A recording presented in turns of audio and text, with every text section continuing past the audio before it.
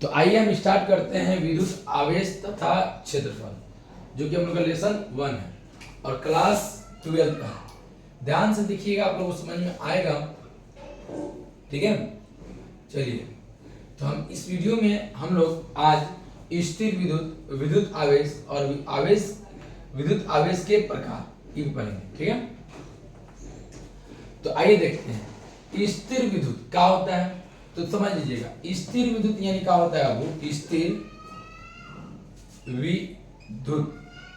विद्युत, स्थिर यानी क्या होता है, अगर कोई वस्तु रुका है, क्या है, रुका है। जैसे मेरा हाथ में स्केच है, तो अभी क्या है, वो रुका है, चल नहीं रहा है। मेरा हाथ अभी क्या है, रुका है, चल नहीं रहा है। यानी अगर ये नहीं चल रहा है, रुका है, यानी इसका समय के साथ चेंज नहीं हो रहा है, टाइम बढ़ रहा है, टाइम अपने अनुसार बढ़ रहा है, बाकी ये चेंज नहीं हो रहा है, एकदम उसी तरह का उसी तरह है। तो हम इसको क्या कहेंगे, विराम में, कची में, विराम में, यानी क्या है, स्थिर है। उसी तरह स्थिर यानी क्या होता है, विराम यानी रुका। ठीक है, रुका। विद्युत यानी क्या होता है, आवेश, आवेश। समझ में आ गया। यानी दो चीज मिला है, यानी रुका है, कोई चीज रुका है और जो चीज रुका है उसका नाम क्या है, आवेश। ठीक है, तो रुका आवेश, अगर रुका आवेश के बारे में पढ़ते हैं हम लोग, अगर कोई आवेश विराम में है उसके बारे में अगर स्टडी हम करते हैं तो उसको स्थिर विद्युत कहते हैं। अब इसको लिख लीजिए, यहाँ पर स्थिर विद्युत लिखेंगे। यहाँ पर विराम अवस्था में, विराम अवस्था, अवस्था, विराम यानी क्या, रुका हुआ, स्थिर। ठीक है, विराम अवस्था में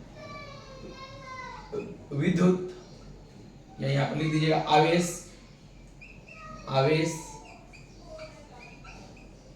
के बारे में स्टडी। ठीक है, यानी हम बोलेंगे स्थिर विद्युत यानी क्या होता है, विराम अवस्था, ठीक है, में आवेश के बारे में हम क्या करते हैं, स्टडी करते हैं। आप लोग समझ में आ गया होगा कि स्थिर विद्युत क्या है। स्थिर यानी क्या होता है, रुका हुआ, और विद्युत यानी क्या होता है, आवेश होता है। ठीक है, ये पूरा क्लियर हो गया, आप परिभाषा भी क्लियर कर दिए। और विद्युत आवेश क्या है, यहाँ तो आप लोग समझ गए कि रुका हुआ, मगर यहाँ पर इसके बारे में जानने की विद्युत आवेश क्या है। ठीक है, आपको सिंपल भाषा में जान रहे कि अगर धारा प्रवाह हो रहा है तो विद्युत आवेश है, वो ठीक है। बाकी इसको अच्छा से अगर बोलना हो तो क्या बोलेंगे, तो समझिएगा, समझाते हैं कि यहाँ पर अगर कोई वस्तु या लिख दीजिए किसी वस्तु में, किसी वस्तु में, ठीक है, दो चीज, ठीक है, अगर विद्युत आवेश उत्पन्न हो रहा है, विद्युत आवेश उत्पन्न हो रहा है, तो दो चीज इसके साथ है। एक क्या है, समझिएगा बात ध्यान से। अगर विद्युत आवेश उत्पन्न हो रहा है तो दो चीज है।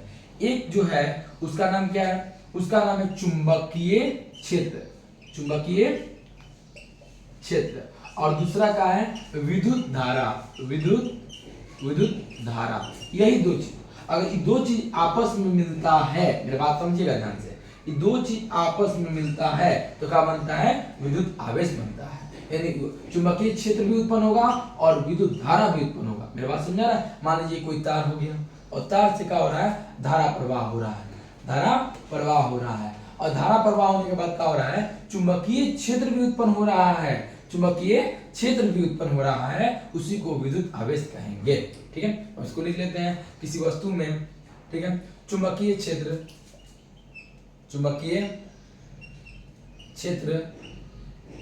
ठीक है, तथा चुंबकीय क्षेत्र तथा विद्युत धारा दोनों प्रवाह हो रहा है। तो आप लोग बता दिए कि मान लीजिए कोई परिपथ इस तरह धारा प्रवाह होगा, धारा प्रवाह होगा, और धारा प्रवाह होने के फलस्वरूप क्या होगा, चुंबकीय क्षेत्र उत्पन्न होगा। बस में आ गया ना, चुंबकीय क्षेत्र उत्पन्न होगा, कोई दिक्कत नहीं होगा। ठीक है, विद्युत धारा, ठीक है, चुंबकीय क्षेत्र तथा विद्युत धारा, ठीक है, प्रवाह होता है, प्रवाह होता है, ठीक है, या उत्पन्न होता है, उसे उसे विद्युत आवेश कहते हैं, ठीक है, कहते हैं, ठीक है। तो आप लोग को यहाँ पर हम बता देंगे, ठीक है, मैं आपको वैसे एक्सप्लेन कर दिए, ऊपर भी बता दिए, यानी परिभाषा भी क्लियर हो गया और यहाँ आप लोग समझ भी गए, ठीक है। तो यानी हम लोग पहला कहाँ पर है, स्थिर विद्युत के बारे में पढ़ लिए, फिर कहाँ पर है, विद्युत आवेश के बारे में पढ़ लिए। अब क्या पढ़ेंगे कि देखिए पहला नंबर रुका हुआ आवेश, तो रुका यानी विराम अवस्था में, आवेश के बारे में यहाँ जान गए।